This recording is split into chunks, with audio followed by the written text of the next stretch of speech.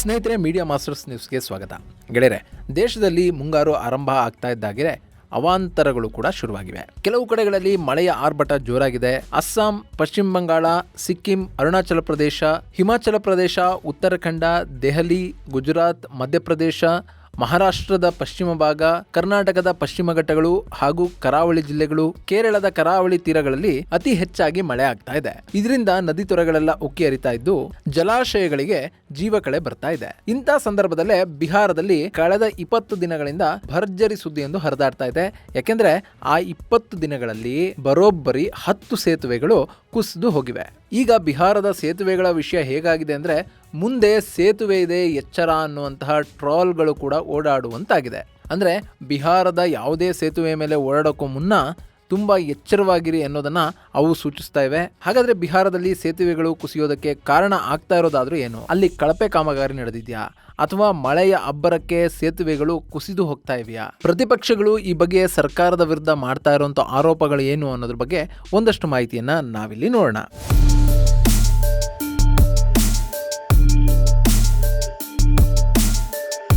ಗೆಳೆಯರು, ಉತ್ತರ ಭಾರತದಲ್ಲಿ ಮುಂಗಾರಿನ ಆರ್ಭಟ ಜೋರಾಗಿದೆ. ಅತಿಯಾದ ಮಳೆಯಿಂದ ಪ್ರವಾಹ ಉಂಟಾಗ್ತಾ ಇದೆ. ಇದರ ಜೊತೆಗೆ ನೇಪಾಳದಲ್ಲಿ ಬೀಳ್ತಾ ಇರುವಂತಹ ಮಳೆಯಿಂದ ಬಿಹಾರದ ನದಿಗಳಿಗೆ ಹೆಚ್ಚಿನ ಪ್ರಮಾಣದ ನೀರು ಹರಿದು ಬರ್ತಾ ಇದೆ. ಬಿಹಾರದಲ್ಲಿ ನಾವು 2 ರೀತಿಯ ವಾತಾವರಣಗಳನ್ನು ನೋಡ್ಬೋದು. ಅದರಲ್ಲಿ ಒಂದು ಪ್ರವಾಹ ಆದರೆ ಮತ್ತೊಂದು ಬರ ಪರಿಸ್ಥಿತಿ.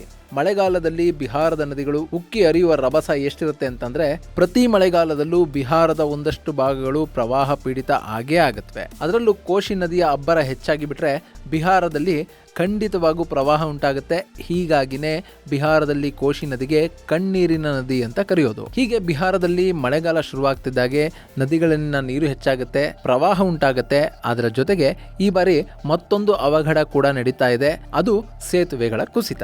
ಗೆಳೆಯರೆ, ಕಳೆದ 20 ದಿನಗಳಲ್ಲಿ 10 ಸೇತುವೆಗಳು ಕುಸಿದಿವೆ. ಜೂನ್ 3ರಂದೇ ಅಲ್ಲಿನ ಸಿವಾನ್ ಜಿಲ್ಲೆಯಲ್ಲಿ 2 ಹಾಗೂ ಸರನ್ ಜಿಲ್ಲೆಯಲ್ಲಿ 1 ಸೇತುವೆ ಕುಸಿದು ಬಿದ್ದಿದೆ.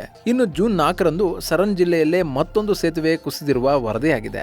ಈ ಸೇತುವೆಗಳು ಕುಸಿದಿರೋದ್ರಿಂದ ಅಲ್ಲಿ ಯಾವುದೇ ಪ್ರಾಣಹಾನಿ ಸಂಭವಿಸಿಲ್ಲ. ಆದರೆ ಹೀಗೆ ನಿರಂತರವಾಗಿ ಕುಸಿದು ಬೀಳ್ತಾ ಇರೋ ಸೇತುವೆಗಳ ಕಾರಣದಿಂದ ಬಿಹಾರದಲ್ಲಿ ವಾಹನ ಸವಾರರಿಗೆ ಪ್ರಾಣಾಪಾಯದ ಭೀತಿ ಎದುರಾಗಿದೆ. ಇನ್ನು ಜುಲೈ 4ರಂದು ಸರನ್ ಜಿಲ್ಲೆಯಲ್ಲಿ ಕುಸಿದು ಬಿದ್ದಿರೋ ಸೇತುವೆ 15 ವರ್ಷಗಳಷ್ಟು ಹಳೆಯದು ಅಂತ ಹೇಳಲಾಗ್ತಾ ಇದೆ. ಅಲ್ಲಿನ ಗಂಡಕಿ ನದಿಯ ಮೇಲೆ ನಿರ್ಮಾಣ ಮಾಡಲಾಗಿರೋ ಸರನ್ ಹಾಗೂ ಸಿವಾನ್ ಜಿಲ್ಲೆಗಳ ಗ್ರಾಮಗಳನ್ನ ಸಂಪರ್ಕಿಸ್ತಾ ಇದ್ದಂತಹ ಸೇತುವೆ ಕುಸಿದು ಬಿದ್ದಿರೋದು ಯಾಕೆ ಅನ್ನೋದಕ್ಕೆ ಇಲ್ಲಿವರೆಗೂ ಕೂಡ ನಿಖರವಾದ ಕಾರಣ ತಿಳಿದು ಬಂದಿಲ್ಲ. ಆದ್ರೆ ಅಲ್ಲಿನ ಸರ್ಕಾರ ಮತ್ತು ಜಿಲ್ಲಾಡಳಿತಗಳು ಮಾತ್ರ ಇದು ಮಳೆಯ ಕಾರಣದಿಂದ ಕುಸಿದು ಬಿದ್ದಿದೆ ಅಂತ ಹೇಳ್ತಾ ಇದೆ.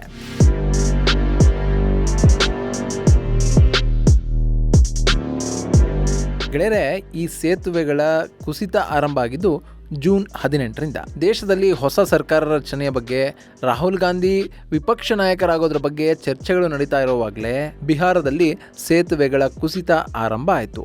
ಜೂನ್ 18ರಂದು ಅರಾರಿಯಾ ಅನ್ನೋ ನಗರದಲ್ಲಿ 12 ಕೋಟಿ ವೆಚ್ಚದಲ್ಲಿ ಬಾಕ್ರಾ ನದಿಯ ಮೇಲೆ ನಿರ್ಮಿಸ್ತಾ ಇದ್ದ ಸೇತುವೆ ಕುಸಿದು ಬಿತ್ತು. ಆ ಬಳಿಕ ಜೂನ್ 22ರಂದು ಸಿವಾನ್ ಜಿಲ್ಲೆಯಲ್ಲಿ ಗಂಡಕಿ ನದಿಯ ಮೇಲೆ ನಿರ್ಮಿಸಿದ್ದ ಸುಮಾರು 40ರಿಂದ 45 ವರ್ಷ ಹಳೆಯದಾದ ಸೇತುವೆ ಧರೆಗುರುಳಿತ್ತು. ಅದಾದ ಮರುದಿನವೇ ಅಂದ್ರೆ ಜೂನ್ 23ನೇ ತಾರೀಕು 1.5 ಕೋಟಿ ವೆಚ್ಚದಲ್ಲಿ ನಿರ್ಮಾಣ ಆಗಿದ್ದ ಪೂರ್ವ ಚಂಪಾರನ್ನಲ್ಲಿನ ಸೇತುವೆಯೊಂದು ಕುಸಿದು ಬಿತ್ತು. ನಂತರ ಜೂನ್ 27ರಂದು ಕಂಕಾಯ್ ಹಾಗೂ ಮಹಾನಂದ ನದಿಗಳನ್ನು ಸಂಪರ್ಕಿಸುವ ಕಿಶನ್ಗಂಜ್ ಸೇತುವೆ ಕುಸಿದು ಬಿದ್ದಿದ್ದು ವರದಿಯಾಯಿತು.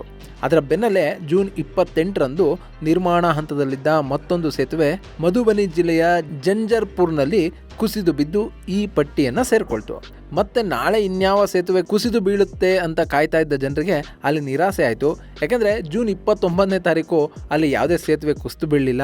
ಬಟ್ ಜೂನ್ 30ನೇ ತಾರೀಕಿನಂದು ಬಿಹಾರದ ಜನರಿಗೆ ನಿರಾಸೆ ಆಗಲಿಲ್ಲ. ಯಾಕೆಂದರೆ ಕಿಶನ್ಗಂಜ್ನ ಕೌಸಿ ದಂಗಿ ಸೇತುವೆ ಜೂನ್ 30ನೇ ತಾರೀಕು ಕುಸಿದು ಬಿತ್ತು.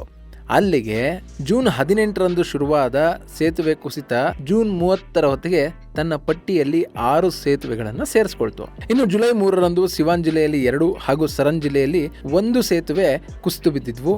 ಹಾಗೆ ಜುಲೈ 4ರಂದು ಕೂಡ ಸರನ್ ಜಿಲ್ಲೆಯಲ್ಲಿ 1 ಸೇತುವೆ ಕುಸಿದು ಬಿತ್ತು. ಅಲ್ಲಿಗೆ ಜೂನ್ 18ರಿಂದ ಜುಲೈ 4ರ ಹೊತ್ತಿಗೆ ಒಟ್ಟು 10 ಸೇತುವೆಗಳು ಕುಸಿದು ಬಿದ್ದ ವರದಿ ಬಿಹಾರದಲ್ಲಾಯಿತು. ಈ ಕುಸಿದು ಬಿದ್ದ ಸೇತುವೆಗಳಲ್ಲಿ 1 ಸೇತುವೆ 100 ವರ್ಷ ಹಳೆಯದಾದರೆ ಮತ್ತೊಂದು 25 ವರ್ಷ ಹಳೆಯದು. ಆದರೆ ಮಿಕ್ಕೆಲ್ಲ ಸೇತುವೆಗಳು ಕೂಡ ತೀರಾ ಹಳೆಯವೇನಲ್ಲ. ಹೀಗಾಗಿನೇ ಇಲ್ಲಿ ಸೇತುವೆಗಳು ಕುಸಿದು ಬೀಳ್ತಾ ಇರೋದಕ್ಕೆ ಕಳಪೆ ಕಾಮಗಾರಿ ಕಾರಣ ಅಂತ ಪ್ರತಿಪಕ್ಷಗಳು ಸರ್ಕಾರವನ್ನ ದೂರ್ತಾ ಇವೆ. ಇದಕ್ಕೆ ಕಾರಣ ಕಳೆದ ಮಾರ್ಚ್ 24ನೇ ತಾರೀಕಿನಂದು ದೇಶದ ಅತಿ ಉದ್ದದ ನಿರ್ಮಾಣ ಹಂತದಲ್ಲಿದ್ದ ಸೇತುವೆಯೊಂದು ಕುಸಿದು ಬಿತ್ತು. ಕೋಸಿ ನದಿಯ ಮೇಲೆ 10 ಕಿಲೋಮೀಟರ್ ಉದ್ದದ ಸೇತುವೆಯನ್ನ ನಿರ್ಮಾಣ ಮಾಡಲಾಗ್ತಾ ಇತ್ತು. ಆ ಸೇತುವೆ ಕುಸಿದು ಬಿದ್ದಿದ್ದು ಪ್ರತಿಪಕ್ಷಗಳಿಗೆ ಒಂದು ಅಸ್ತ್ರವೇ ಸಿಕ್ಕಿದಂತಾಯ್ತು. ಯಾಕೆಂದ್ರೆ 2014ರಲ್ಲಿ ಈ ಸೇತುವೆ ನಿರ್ಮಾಣಕ್ಕೆ ನಿತೀಶ್ ಕುಮಾರ್ ಅಡಿಪಾಯ ಹಾಕಿದ್ರು. ಸೊ ನಿತೀಶ್ ಕುಮಾರ್ ಅವರು ಮುಖ್ಯಮಂತ್ರಿ ಆಗಿದ್ದ ಅವಧಿಯಲ್ಲಿ ಯಾವ್ಯಾವ ಸೇತುವೆಗಳನ್ನು ನಿರ್ಮಿಸಲಾಗಿದೆಯೋ ಆ ಎಲ್ಲಾ ಸೇತುವೆಗಳು ಕೂಡ ಕುಸಿದು ಬೀಳ್ತಾ ಇವೆ. ಹೀಗಾಗಿ ಸೇತುವೆಗಳ ನಿರ್ಮಾಣ ಕಾಮಗಾರಿಯಲ್ಲಿ ಭಾರಿ ಪ್ರಮಾಣದ ಅಕ್ರಮಗಳು ನಡೆದಿವೆ ಅಂತ ಕಾಂಗ್ರೆಸ್ ಹಾಗೂ RJDಗಳು ಆರೋಪವನ್ನ ಮಾಡಿದ್ವು.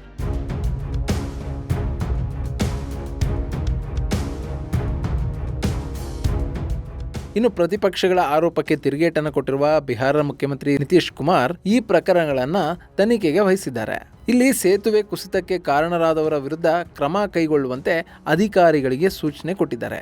ಮುಖ್ಯಮಂತ್ರಿಗಳ ಆದೇಶದ ಬೆನ್ನಲ್ಲೇ ಬಿಹಾರ ಜಲಸಂಪನ್ಮೂಲ ಇಲಾಖೆ ತನ್ನ ಮುಖ್ಯ ಇಂಜಿನಿಯರ್ಗಳಿಗೆ ಉತ್ತರ ಬಿಹಾರ ಭಾಗದಲ್ಲಿನ ನದಿಗಳ ನೀರಿನ ಮಟ್ಟವನ್ನು ಮಾನಿಟರ್ ಮಾಡುವಂತೆ ಸೂಚಿಸಿದೆ. ಇಲ್ಲಿ ಮುಖ್ಯಮಂತ್ರಿಗಳು ತನಿಖೆಗೆ ಆದೇಶ ಕೊಡ್ತಾ ಇದ್ದ ಹಾಗೆ ಬಿಹಾರದ ಜಲಸಂಪನ್ಮೂಲ ಇಲಾಖೆ ಕೂಡ ಎಚ್ಚೆತ್ತುಕೊಂಡಿದೆ. ಬಿಹಾರದ ನದಿಗಳಲ್ಲಿ ಹರಿದು ಬರುವ ಭಾರಿ ಪ್ರಮಾಣದ ನೀರು ಕೂಡ ಈ ಸೇತುವೆಗಳ ಕುಸಿತಕ್ಕೆ ಕಾರಣ ಆಗಬಹುದು ಅನ್ನೋ ನಿಟ್ಟಿನಲ್ಲಿ ಈ ನದಿಗಳ ನೀರನ್ನು ಮಾನಿಟರ್ ಮಾಡೋದಕ್ಕೆ ಬಿಹಾರ ಜಲಸಂಪನ್ಮೂಲ ಇಲಾಖೆ ತನ್ನ ಇಂಜಿನಿಯರ್ಗಳಿಗೆ ಸೂಚನೆಯನ್ನು ಕೊಟ್ಟಿದೆ. ಹೀಗೆ ಬಿಹಾರ ಸರ್ಕಾರ ಸೇತುವೆ ಕುಸಿದು ಬೀಳ್ತಾ ಇರೋ ಪ್ರಕರಣದ ತನಿಖೆಗೆ ಆದೇಶ ಮಾಡಿರೋ ಹೊತ್ತಲ್ಲೇ ಸುಪ್ರೀಂ ಕೋರ್ಟ್ನಲ್ಲಿ ಸೇತುವೆ ಕುಸಿತದ ಘಟನೆಗೆ ಸಂಬಂಧಪಟ್ಟಂತೆ ಒಂದು ಸಾರ್ವಜನಿಕ ಹಿತಾಸಕ್ತಿ ಅರ್ಜಿಯನ್ನು ಕೂಡ ಸಲ್ಲಿಸಲಾಗಿದೆ.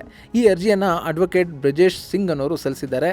ಅರ್ಜಿಯಲ್ಲಿ ರಾಜ್ಯದ ಕಳೆದ 15 ದಿನಗಳಲ್ಲಿ ಕುಸಿದಿರುವ ಸೇತುವೆಗಳು ಘಟನೆಗಳನ್ನು ಉಲ್ಲೇಖ ಮಾಡಲಾಗಿದೆ. ಹಾಗೆ ರಾಜ್ಯದಲ್ಲಿನ ಸೇತುವೆಗಳನ್ನು ವಿವರವಾಗಿ ಪರೀಕ್ಷೆ ಮಾಡಬೇಕು, ಯಾವ ಸೇತುವೆಗಳನ್ನು ನೆಲಸಮ ಮಾಡಬೇಕು, ಯಾವ ಸೇತುವೆಗಳಿಗೆ ರೀಎನ್ಫೋರ್ಸ್ಮೆಂಟ್ ಮೂಲಕ ಹೆಚ್ಚಿನ ಸಪೋರ್ಟ್ ಕೊಡಬೇಕು ಅನ್ನೋದನ್ನು ವಿವರವಾಗಿ ತನಿಖೆ ಮಾಡೋದಕ್ಕೆ ಹಾಗೂ ಉನ್ನತ ಮಟ್ಟದ ತಜ್ಞರ ಸಮಿತಿಯನ್ನು ರಚನೆ ಮಾಡೋದಕ್ಕೆ ಬಿಹಾರ ಸರ್ಕಾರಕ್ಕೆ ಆದೇಶ ಕೊಡುವಂತೆ ಆ ಸಾರ್ವಜನಿಕ ಹಿತಾಸಕ್ತಿ ಅರ್ಜಿಯಲ್ಲಿ ಮನವಿ ಮಾಡಲಾಗಿದೆ.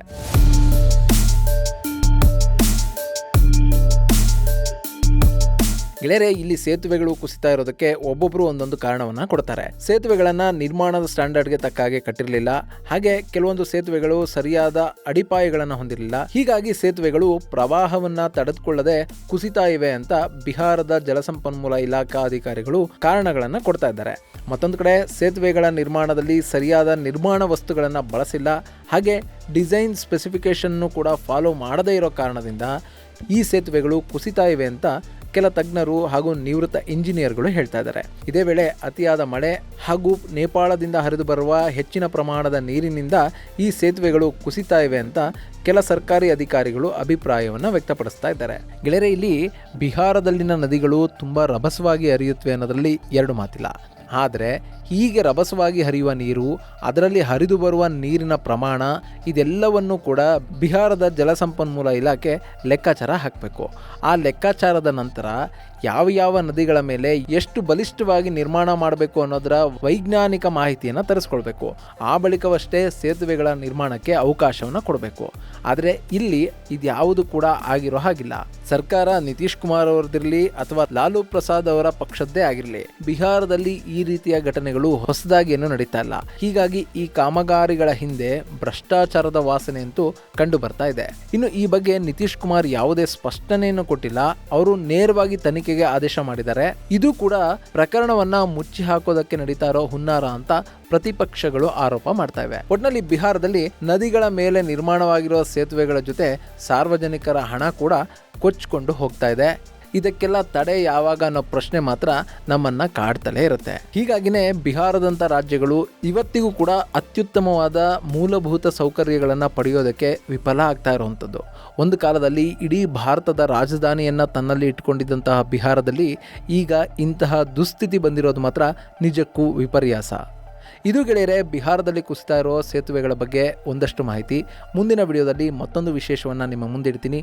ಅಲ್ಲಿವರೆಗೂ ನಮಸ್ಕಾರ.